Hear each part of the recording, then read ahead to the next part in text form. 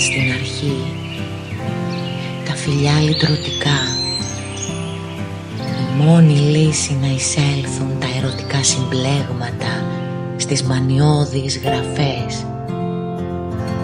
Μα καταλάβαινες πως εκβίαζαν την κατάσταση.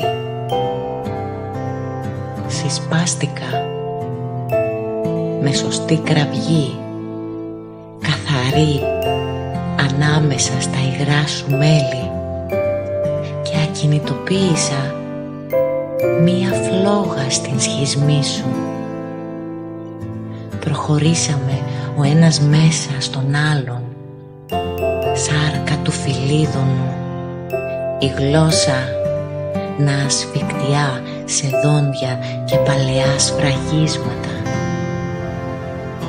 Ασελγούσαμε και αποτελειώναμε στις μελανιασμένες δαγκωματιές του λαιμού. Γυμνή Αγία Τράπεζα, στικτή αμαρτιών, πόσο αρχή του φωτός σου. Σύρθηκα στο περβάζι του να αγαπήσω και να ζεσταθώ. «Σε παίρνω», φώναξες, και προτίμησα να πάρω το δικό σου όνομα, γιατί δεν άντεξες να ζήσεις δεύτερη μέρα τον οργασμό. Ήσουν άλλου αρχιπελάγος και έπρεπε να το περιμένω και να σε λυτρώσω από την ανομολόγητη λαχτάρα που σου απόμεινε.